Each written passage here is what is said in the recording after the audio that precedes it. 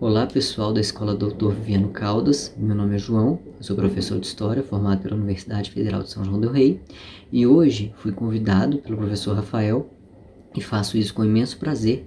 Vou falar para vocês um pouquinho sobre alguns personagens da história de Prados que eu conheci e pesquisei ao longo da minha pesquisa de mestrado. Eu espero que seja um momento de conhecimento, um momento agradável a todos, para que vocês possam conhecer um pouquinho mais sobre a história da cidade de vocês. Então, pessoal, durante o meu mestrado, surgiu esse interesse pela atuação da Inquisição, que houveram duas Inquisições, uma Inquisição da Idade Média e uma Inquisição moderna. Essa Inquisição moderna que teve atuação momentos mais, momentos menos, no nosso território, por Barbacena, Prados, São João del Rei. Então várias pessoas que aqui viviam acabavam sendo denunciados e essas denúncias foram ficando arquivadas ao longo do tempo, que elas eram remetidas para Portugal e lá elas ficavam arquivadas. Então uma professora nossa da Universidade Federal de São João del Rei, numa de suas viagens ao Arquivo Nacional da Torre do Tombo, que é um arquivo em Portugal, pôde conhecer um pouco mais dessa documentação. E como já havia o interesse meu por estudar essa questão da escravidão e da resistência, ao observar essa documentação que ela acabou descobrindo e que nos remetia um novo traço de resistência escrava, que era a feitiçaria, chegou até mim, também graças ao professor de vocês, Rafael, que nós encontramos esse documento em conjunto, essa história fantástica que vocês vão conhecer agora, que é a história da Florência de Souza Portela, uma mulher negra, ex-escrava, porque ela acabou conseguindo, como vocês vão ver, se tornar livre, que viveu na cidade de Prados e provocou uma certa, vamos dizer assim, confusão entre os potentados, entre os poderosos dessa cidade, entre as famílias mais importantes, tá? E ela, através das feitiçarias dela, ela vai conseguir uma série de vantagens. Como vocês vão ver, essa prática não era tão absurda e nem tão restrita à Florência. Vamos ver outros moradores de Prados, também negros e negras, que conseguiram melhorar ou mesmo conseguir uma subsistência mais digna graças às suas artes mágicas, graças aos seus conhecimentos mágicos. Então, para a gente entender tudo isso, a gente vai começar a falar um pouquinho do porquê dessa Inquisição moderna, o que é essa Inquisição moderna, de onde ela vem e como que ela vai atuar nas Minas Gerais. Então, o meu trabalho, que se intitula A Aldeia dos Feiticeiros, os conflitos e as cumplicidades entre senhores e escravos em um lugar chamado Prados, ele vai versar sobre uma série de aspectos, tendo como tema principal tentar desvendar, tentar revelar como se dá a resistência escrava através do uso da religiosidade, mais especificamente da magia. Magia aqui a gente vai ver que são esses conhecimentos populares, os chás, as poses, que são os pós, as mandingas, as cartas de tocar, entre muitas outras coisas. Então tudo isso, algumas propriedades medicinais das plantas que eles não conheciam quimicamente falando, algumas outras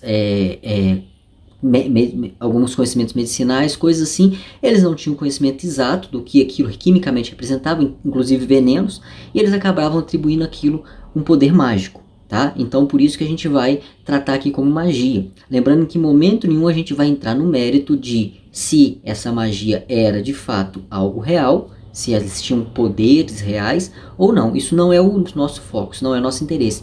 Nosso interesse é, através desses conhecimentos, através dessas crenças, o que eles conseguiram ao longo do tempo para se beneficiar. Então vamos lá, pessoal. Primeiramente, para a gente conseguir entender, inclusive a presença da Inquisição e o significado da Inquisição moderna, a gente tem que ter em mente que entre os ideais, entre os objetivos da colonização, da expansão marítima portuguesa, espanhola e entre outras, havia, talvez em igual medida, interesses religiosos e interesses econômicos, certo? Então a gente muitas vezes ouviu pessoas dizerem que não, os interesses econômicos eram mais importantes, os religiosos eram só uma desculpa para justificar os econômicos. Mas isso não é verdade. Por quê? Porque a Europa tinha passado logo no século XV, século XVI, pelas reformas, Então a religião cristã, a A religião católica havia perdido centenas de seguidores e era preciso, de alguma forma, recuperar aquilo, né? Principalmente perseguindo aqueles que não eram cristãos, em especial os judeus, ou os chamados na época como cristãos novos. Então, na busca por evitar esses dissidentes, esses traidores da fé, cria-se a Inquisição e coloca-se também entre os objetivos da expansão além-mar, principalmente quando se descobre que há um mundo novo para além do mar, o interesse de aumentar as garras, né, os tentáculos da religião e, consequentemente, aumentar o número de fiéis que a religião cristã, a religião católica, tinha ao longo do mundo.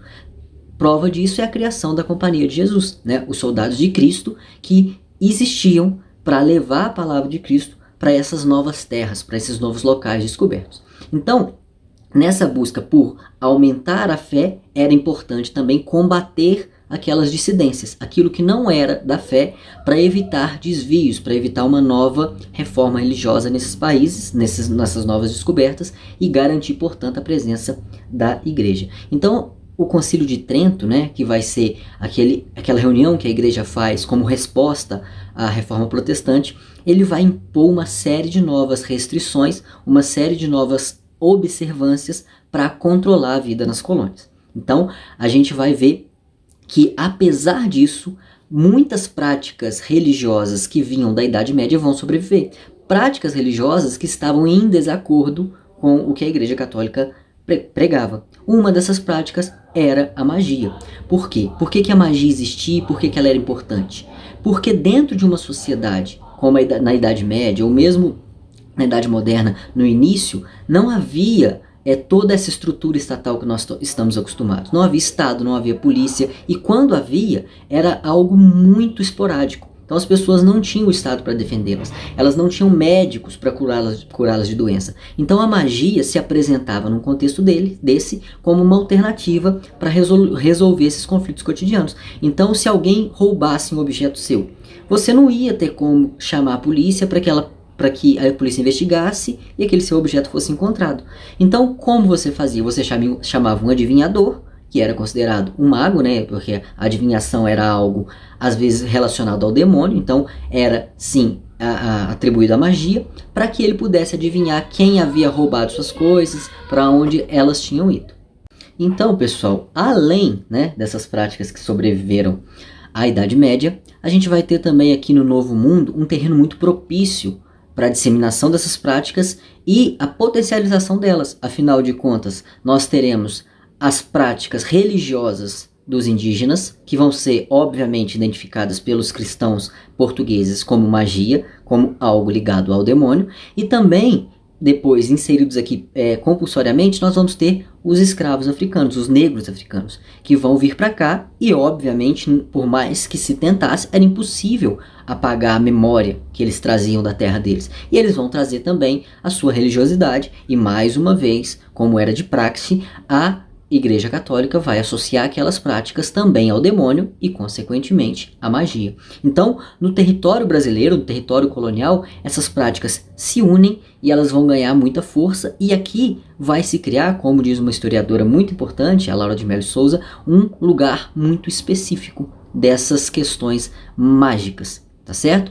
E então, para perseguir isso também, não só isso, porque a Igreja Católica cria a Inquisição para perseguir todas as dissidências, e é importante a gente destacar que as dissidências não são só a magia. A gente tem o judaísmo, né? A gente tem os crimes contra a fé, que são as blasfêmias, entre outras. Porém, a magia está entre esses crimes. Então, a Inquisição, que é criada na modernidade, ela é criada para perseguir esses crimes que vão contra os postulados da fé, certo? Então, essa Inquisição, ela, como a Europa se expandiu para outros lugares, ela não vai ficar restrita à Europa.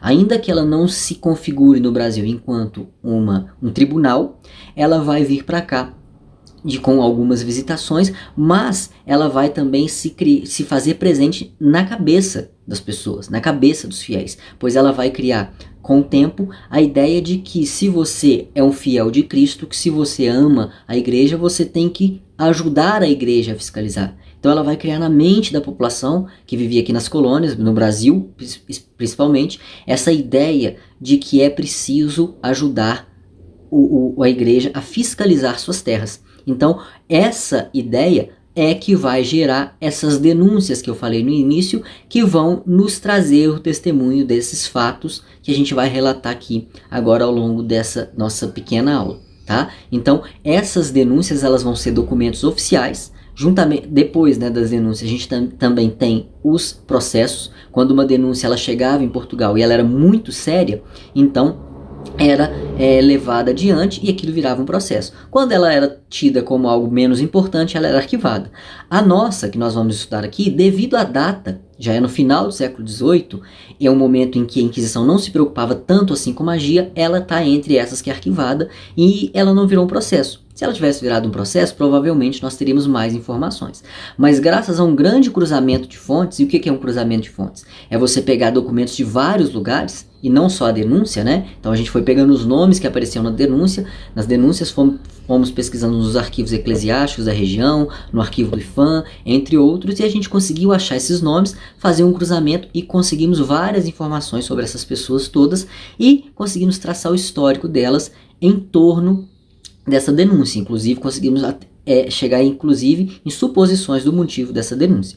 Então é daí, de toda essa história que eu contei para vocês da Inquisição, que surge o incentivo para a população em denunciar o seu vizinho, os seus amigos que estavam fazendo coisas que não eram certas do ponto de vista religioso cristão, e aí eles denunciavam. Essas denúncias eram remetidas para Portugal e nos trazem esses testemunhos fantásticos como esse que a gente vai ver agora. Então vamos para o caso. Como é, né, de se esperar, toda denúncia vai ter um denunciante. No nosso caso, o denunciante vai ser um cara chamado Tomás Pereira de Melo, tá certo? Esse cara, ele nasceu em Prados, mas ele não vivia em Prados, certo? Ele já tinha se mudado de uma cidade.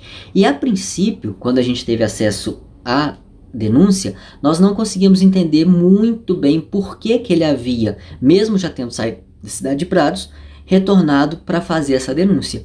Ao longo, né, da nossa pesquisa, do nosso estudo e da apresentação, vocês vão começar a entender muito bem por que isso acontece. Então aí, pessoal, vocês podem ver como eram essas denúncias. Aí tem uma foto exatamente da denúncia que o Tomás Pereira de Melo remete à Inquisição de Lisboa. Então ele começa, né, aí está escrito nessas letras antigas, que às vezes é muito difícil de entender, essa aí nem está tão difícil assim, mas eu coloquei aqui meio que uma tradução para que a gente possa acompanhar. Então vamos ler. Para Vossa Senhoria se representam os casos seguintes. Na freguesia dos Prados, comarca do Rio das Mortes, bispado de Mariana, assiste uma mulata por nome Florência, casada com Manuel do Livramento, e esta foi escrava do sargento Antônio de Souza Portela, e também um crioulo, irmão da dita, por nome Simão de Souza Portela, e estes ambos são feiticeiros, e os mesmos feitiços têm feitos muitas mortes. Então olha só, ele já começa a denúncia no primeiro parágrafo, já demonstrando quem ele quer atacar, que no caso era os dois irmãos, a Florência e o Simão.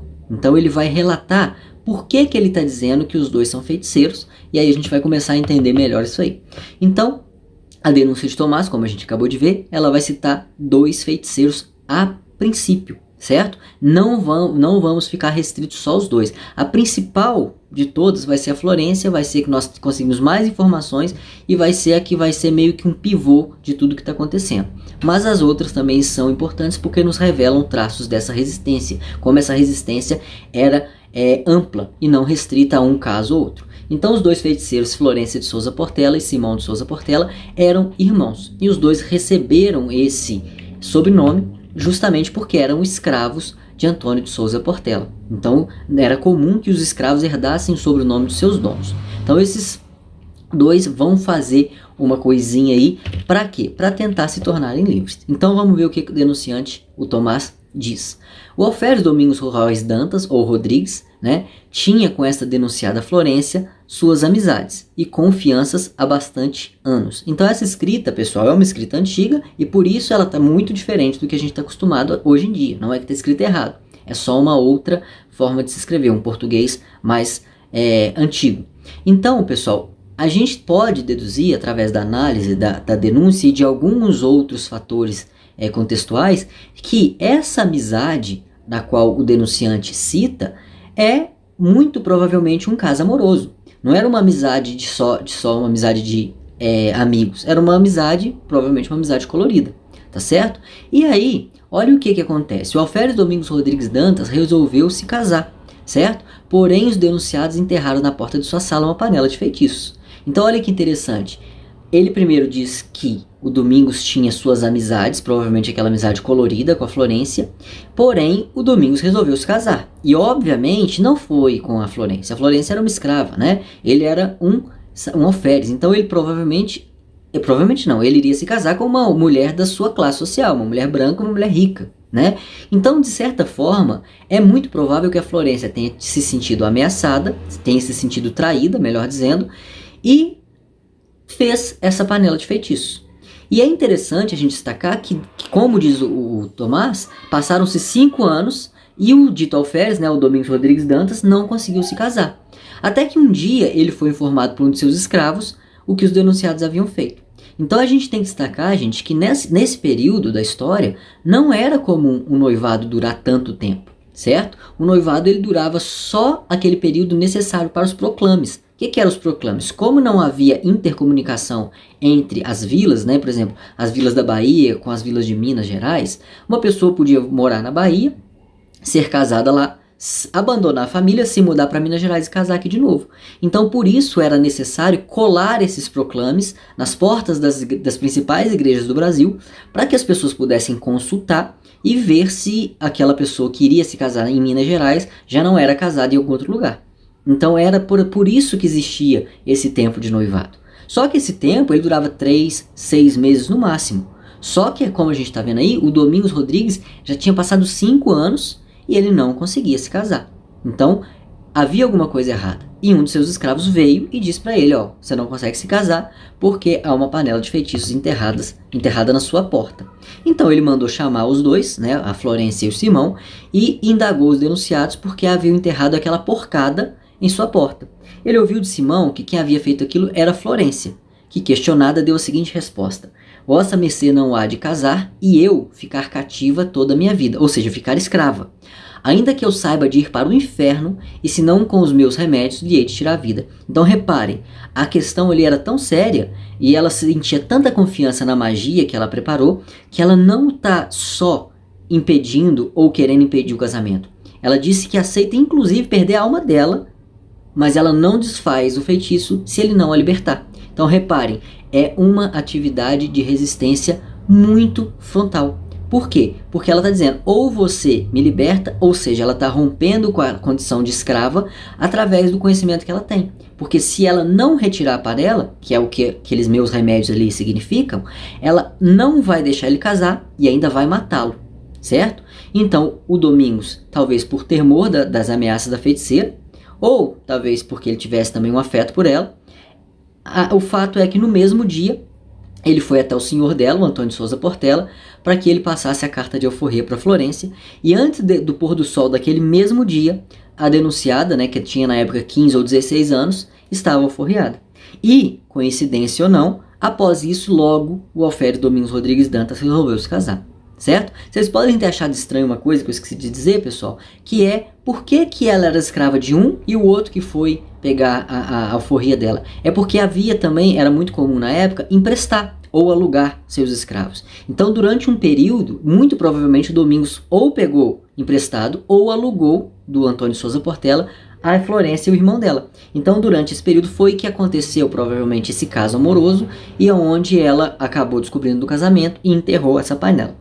Então, fato é que, tendo a magia feito efeito ou não, e aí que é importante a gente entender por que pra gente isso é irrelevante, ela conseguiu, através da crença que ela tinha e também da crença que o Domingos tinha, a sua liberdade.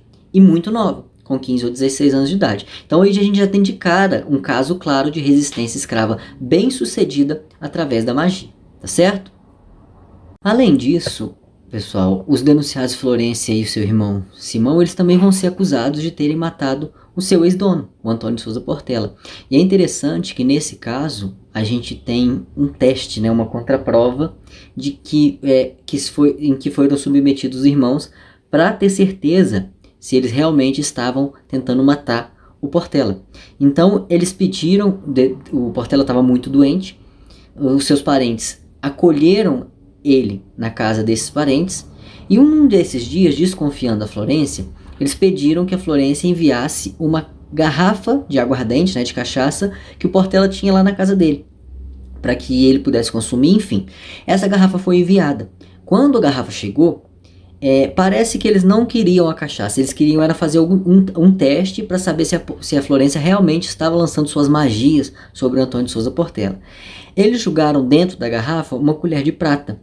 E provavelmente por alguma reação química de algum componente que ela colocou dentro dessa cachaça, a prata da colher ficou completamente preta no mesmo instante. Então isso nos leva a crer que de fato havia algum elemento, né, alguma substância que a Florência tinha conhecimento, e mesmo que a gente saiba que isso não tem a ver com magia, ela era um conhecimento que na época não se sabia os motivos daquela toxina, por que aquilo fazia mal, então eles associavam ao feitiço. É um conhecimento que ela tinha, mais uma prova de que esse conhecimento, que a gente chama de mágico, estava ali presente, ajudando ela a sobreviver, ajudando ela a se libertar, e como a gente vai ver, ajudando inclusive ela a se tornar mais rica, né? A ter a sua subsistência.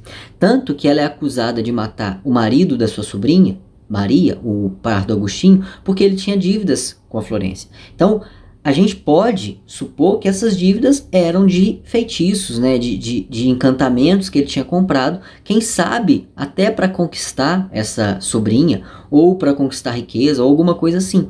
Então ela vendeu essa magia, né, esse trabalho, seja lá como a gente vai chamar, e ele não pagou. E ela acabou, de acordo com o Tomás, matando esse cara também. Além disso, para mostrar como que esse pessoal era famoso por ser feiticeiro, o Tomás cita o caso do Salvador Coelho, que ele comprou uma casa numa localidade chamada Vargem, que fica aí em Prados, eu não sei muito bem aonde, mas parece que o Rafael tem uma ideia de que lugar que é esse. Depois, se vocês puderem perguntar para ele, ele sabe esclarecer melhor. E quando a mulher e a sogra do Salvador Coelho souberam que ele havia comprado essa casa lá naquela região, elas logo lhe disseram que este tornasse a vender, que não queriam vir morar na aldeia dos feiticeiros. Ou seja, a fama deles era indiscutivelmente grande. Eles eram realmente vistos aí na cidade de vocês como feiticeiros.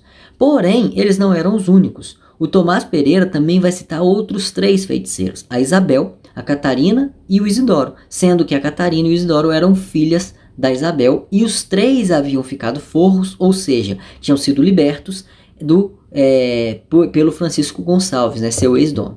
Então esses 3, eles vão ser acusados de uma série de crimes, como por exemplo de ter tentado matar a escrava Ivana do Pedro Ferraz. Aí a gente pode ter 2 situações que a gente não conseguiu esclarecer. Se eles não gostavam da Ivana e queriam matá-la para puni-la, ou se na verdade a insatisfação era com Pedro Ferraz. Se a insatisfação deles fosse com Pedro Ferraz, a gente tem aí mais um caso de resistência escrava. Porque afinal de contas, quando eles tentam matar a escrava Ivana, ela fica aleijada, surda e cega. E isso, como o próprio Tomás diz, vai custar muito ao dito senhor. Então o escravo era um bem. Você tem uma inimizade com o dono de escravo, você aleijar ou matar esse escravo, você está gerando um prejuízo. Isso, de certa forma, também é uma resistência. Porque qual que é a lógica? É o negro, né, o escravizado, estar submetido ao branco, dono de escravos. No caso, aí o Pedro Ferraz. Aqui a gente vê a inversão dessa lógica. Aqui quem ataca são os negros. Se for o caso desse Pedro Ferraz ser o inimigo deles, o que não fica muito claro. Porém, elas não param por aí. Elas também são acusadas de terem matado a filha do Manuel Francisco, de 15 anos, porque ele tinha dívida com elas. Ou melhor, o pai tinha dívida com os feiticeiros. Também são acusados de matar um negro de Antônio Marquês da Fonseca. Então aqui, como eles nem citam o nome do negro, é mais um indício que, na verdade, eles tinham algum problema, ou alguma dívida, ou alguma diferença com Antônio Marques da Fonseca, que é quem é atingido quando seu escravo morre, porque ele vai ter um prejuízo enorme. Só que é interessante disso tudo, pessoal, é que a gente vai percebendo ao longo da denúncia que ela começa a ficar muito esparsa. Ele começa a denunciar um monte de negros, um monte de feiticeiros e tudo mais, e num determinado momento ele muda o foco e ele vai mostrar realmente o motivo pelo qual ele está fazendo essa denúncia. Lembram do Antônio de Souza Portela, o dono da Florência? Antônio de Souza Portela, de acordo com o que a gente pesquisou na documentação da igreja de Prados, a gente percebeu que ele era padrinho de nascimento, né, de batismo, melhor dizendo, do Tomás. Então o que acontece? Provavelmente o Tomás passou a vida inteira esperando receber a herança do seu tio, do seu padrinho, melhor dizendo. E isso não ocorre. O Tomás nem sequer é citado. Nós tivemos a oportunidade de achar tanto o inventário quanto o testamento do Antônio de Souza Portela, e em nenhum dos dois o Tomás é citado. Para piorar, quando a gente vai ler, para nossa surpresa, o inventariante e o testamenteiro, ou seja, quem escreve, a pessoa na qual o dono do testamento mais confiou, porque vai ser quem vai redigir tudo o que ele quer após da morte, é ninguém menos que o Domingos Rodrigues Dantas. Então, denunciar os feiticeiros parecia ser uma coisa muito fácil. Era um branco denunciando um monte de escravo que, do ponto de vista social, não tinham relevância nenhuma. Mas a gente vai perceber que ele quer atingir o Domingos Rodrigues Dantas. Mas como assim? O que tem a ver os negros com o Domingos Rodrigues Dantas? O Domingos Rodrigues Dantas era muito amigo de todos eles. Ele parecia defendê-los. E a gente aí entra num outro elemento de resistência escrava. Não só defendê-los, como fazia também, ao que tudo indica, uso dos feitiços desses escravos. Então esses escravos eram, vamos dizer assim, um adicional de poder ao já grande poder que ele tinha enquanto alferes. Então, ter esses escravos feiticeiros tão poderosos que matavam várias pessoas, que aleijavam outras, que impediam casamentos, era também, de certa forma, ter um poder não só temporal, né, aquele poder da terra, era também ter o poder espiritual, gerar um temor nos seus vizinhos e evitar que as pessoas o atingissem ou o magoassem, qualquer coisa assim.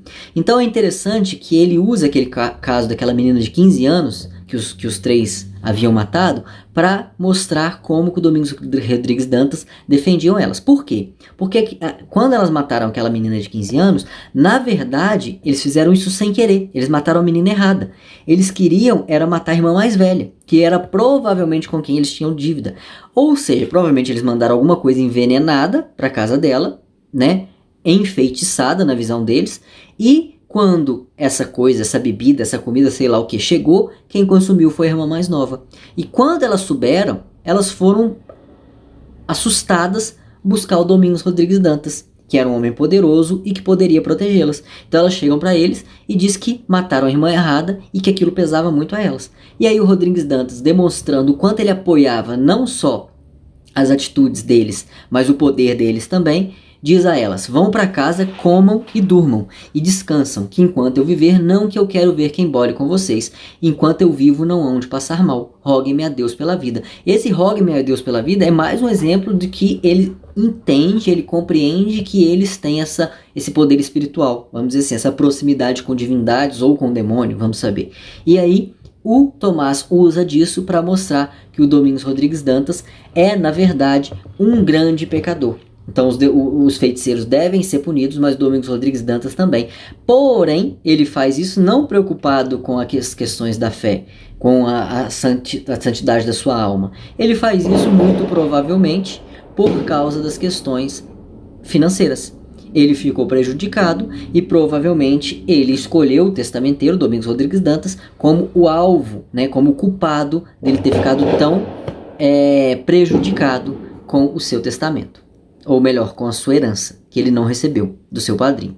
Além disso, Tomás também vai citar o caso de quando o Domingos Rodrigues Dantas, demonstrando mais uma vez o quanto ele acreditava e o quanto ele era próximo a esses negros, chamou na sua casa aquele pardo que a gente citou anteriormente, o Isidoro, que era um grande adivinhador por artes diabólicas, para ele, né, para o Isidoro, lhe dizer por adivinhação as poucas vergonhas das suas escravas, tanto do presente como do futuro. Ou seja, fazer adivinhações para saber se elas iam fugir, se elas estavam tramando alguma coisa contra ele, e assim sucessivamente.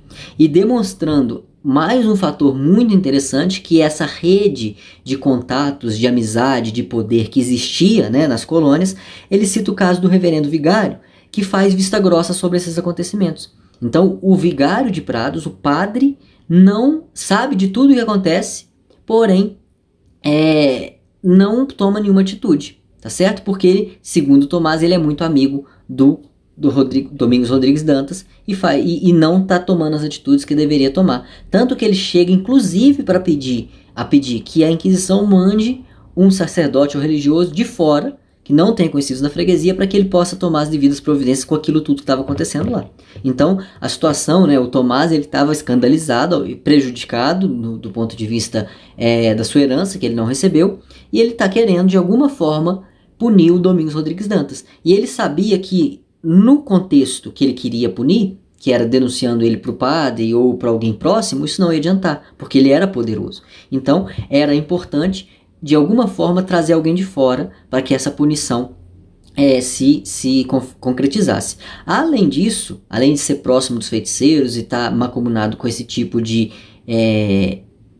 arte diabólica, o Tomás também vai citar que o Domingos era muito chegado nas negras, né, que viviam ali no seu entorno. Então ele cita o caso da Teotônia e da Maria, que eram sobrinhas da sua esposa e que, portanto, eram primas uma da outra e que haviam ido morar na casa do Domingos, tá certo? E ele acusa o Domingos de ser amancebado com elas, ou seja, ele tinha um caso com as duas mesmo sendo casado, o que era um crime contra a religião e, portanto, passível de punição pela Inquisição, tá certo? Além disso, ele fala que ele não satisfeito em se manter amancebado com elas, dizia a elas que o que elas faziam não era um pecado e as proibia de confessar, a não ser se fosse no momento da morte, pois nenhum padre as absolveria. E quando ele soube que uma dessas mulatas acabou se confessando, ele a castigou com pancadas, ou seja, ele promoveu um castigo físico para que ela não fizesse aquilo de novo, tá certo? E aí, o Tomás já tendo feito todas essas denúncias, ele vai encerrar a sua denúncia da seguinte forma. E aí a gente mostra essa rede de relações, de poder, de confiança, de amizade, que vai sustentar muitas vezes situações como essa, sem causar tanto alarde, sem causar tanta comoção social. Porque, ao que parece, era muito comum a presença desses feiticeiros no convívio do Domingos Rodrigues Dantas, e ninguém, além do Tomás, o denunciou. Isso mostra que as pessoas não só faziam vista grossa, como elas também achavam aquilo natural. Porque muitas vezes, como a gente disse no início, elas mesmas buscavam aquilo por falta de mecanismos para sobreviver. Então, como eu disse, a ausência de médicos, de polícia, de um Estado forte. Então, muitas vezes a magia, esses conhecimentos mágicos, era a única forma que elas tinham de se defender desse universo colonial, que era um universo muito mais duro, né, muito mais difícil do que o nosso atual. Então, ele diz o seguinte: dou essa denúncia ao Tribunal da Santa Inquisição dessa cidade de Lisboa, por não achar nessas minas quem a quisesse tomar. Falei para o reverendo vigário dos Carijós, o Simão de Vaz, disse-me que não fazia isso senão quando o mandavam. Falei ao reverendo vigário da Vara Sobral, disse-me que andava molesto, que não podia. Falei ao reverendo vigário da Borda do Campo, o Pita, disse-me que não podia estar com isso. Indo ao Rio de Janeiro, falei ao reverendo cônego Francisco Ferraz, disse-me que isso lhe dava, ao depois, muita moléstia. E ao reverendo vigário desta freguesia dos Prados não falei, por temer a muita amizade que ele sempre teve com o dito capitão Domingos Rodrigues Dantas, que até lá tem uma menina a criar. Esse que até lá tem uma menina a criar, nos dá a ideia de que esse padre, né, da freguesia dos Prados, ele provavelmente tinha uma menina, uma filha, uma criança, e quem criava essa criança de alguma forma era o Domingos Rodrigues Dantas. Então aí também tem uma relação de dependência, né, a qual, de certa forma, protege o Domingos. E a questão do reverendo do Rio de Janeiro nos mostra também o desinteresse já do final do século XVIII por esse tipo de crime. Então, a igreja, a Inquisição já estava se enfraquecendo, então ela não tinha tanto interesse. O legal é que, como ela manteve essas denunciações, a gente tem acesso a esses casos. Se o Tomás não tivesse sido prejudicado, né, pelo testamento do seu padrinho, e ele não tivesse feito essa denúncia, a gente nunca ia ficar sabendo desse caso, né? A gente ia saber de um ou outro que existiu, mas nunca ia ficar sabendo desse caso, tá certo? Enfim, pessoal, disso tudo, o mais interessante mesmo é destacar a figura da Florência, né? Uma mulher negra que viveu no século XVIII, nasceu escrava, através dos conhecimentos, né, mágicos que ela adquiriu ao longo dos anos, ela vai conseguir mudar a sua realidade, ela vai deixar de ser escrava, e não só. Nós conseguimos achar o testamento da Florência com seu inventário.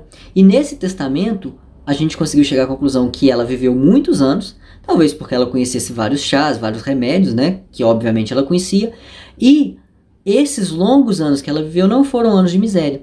Muito provavelmente ela conseguiu fazer um certo cabedal, né, um certo acúmulo de dinheiro, de posses, ao longo desses anos, vendendo provavelmente o seu conhecimento, né, porções, chás, até mesmo venenos, enfim, fazendo esses trabalhos de adivinhação. E ela foi, ao longo da sua vida, comprando imóveis e inclusive escravos. Quando a gente diz lá da Vila dos Feiticeiros, que o pessoal citou que não iria morar naquela vila, aquela vila parece ter sido toda da Florência no final das contas. Porque quando ela morre, ela deixa um certo número de casas para um certo número de escravas que ela tinha. Que é interessante também a gente destacar essa consciência que ela vai ter de libertar as escravas. A experiência que ela teve de ser uma ex-escrava fazia com que ela talvez soubesse a dificuldade que essas escravas enfrentariam. Então ela, ao morrer, ela deixa escrito no testamento que ela quer que essas escravas sejam livres no momento em que ela morrer e que elas recebam cada uma das casas que ela tem. Tá certo? Então eram 6 casas, se eu não me engano. Então cada uma das escravas ficou com uma casa. Ela tinha também 2 escravos. Então reparem, ela era uma ex-escrava e ela tinha 8 escravos. Tá certo? Esses 2 escravos ela deixa eles meio que emprestados ao testamenteiro como forma de pagá-lo pelos serviços que ele fez durante 2 anos. Então depois de 2 anos esses escravos também teriam que ser libertos. E é muito provável, acredito eu, que essas mulheres, mesmo sendo escravas, não vivessem como escravas junto da Florência. Elas provavelmente, todas elas tinham esse conhecimento mágico. Devia ser quase que um terreiro de candomblé para a gente trazer para os dias atuais e conseguir entender melhor como que funcionava. E por isso esse apelido Vila dos Feiticeiros. Então, é interessante demais notar como que essa mulher, que viveu aí na cidade de vocês, conseguiu, ao longo da sua existência, com o seu conhecimento de mundo, com o seu conhecimento prático de coisas que provavelmente ela aprendeu com seus antepassados, ou com sua mãe, seu pai, seus irmãos, não sei, ela se destaca tanto. E é interessante que ela foge da regra em vários aspectos, inclusive no testamento.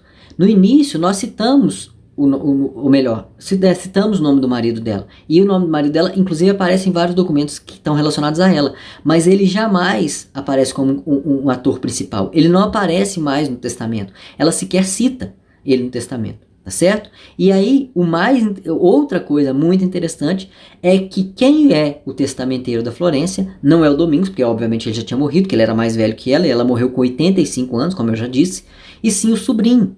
Então mostra que ela se manteve próxima àquela família. Então o sobrinho do Domingos que vai fazer o testamento da Florência, certo? Destaque também importante é que o Domingos não termina a vida casado. Ele e a mulher, num caso raríssimo, eles acabam se desquitando, eles acabam se divorciando ao longo da vida. Vai saber, né, se não teve o dedo e os feitiços da Florência aí no meio disso tudo. Então o interessante disso tudo, além de ser uma coisa muito próxima de vocês, pois aconteceu aí na cidade de vocês, é a capacidade que casos como esse da Florência, desses irmãos que a gente citou, ou mesmo Domingos, nos permitem observar como era o cotidiano, como era o dia a dia dessas pessoas. Nos permite perceber que essas pessoas eram pessoas comuns, que assim como a gente, buscam a todo momento, né, todos os dias, formas de viver melhor, buscam melhores condições de vida, né? Então os escravos, os negros, eles não eram seres totalmente desesperançados. Eles estavam aqui naquela situação e eles buscavam de todas as formas possíveis sair daquilo.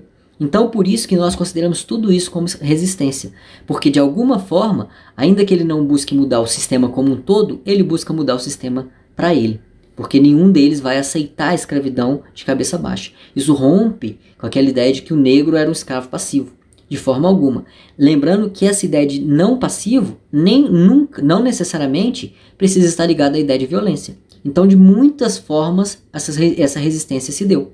De forma violenta, de forma de fuga, como nos quilombos, que provavelmente vocês já ouviram falar, mas também se valendo dos conhecimentos que eles tinham e utilizavam para resistir. Então, além disso tudo, essas contribuições nos permitem conhecer um pouco mais da nossa história e desses personagens que são apagados pela grande história, porque eles não são personagens de destaque como Tiradentes, como Dom Pedro, mas que estão aqui, igual nós, girando as engrenagens e construindo a história do que a gente chama história do Brasil. Tá certo? Então, eu espero que vocês tenham gostado. Eu espero que vocês tenham agora um pouquinho mais de conhecimento sobre a história de vocês e Espero encontrá-los numa próxima oportunidade. Um abraço para todos e obrigado pelo espaço.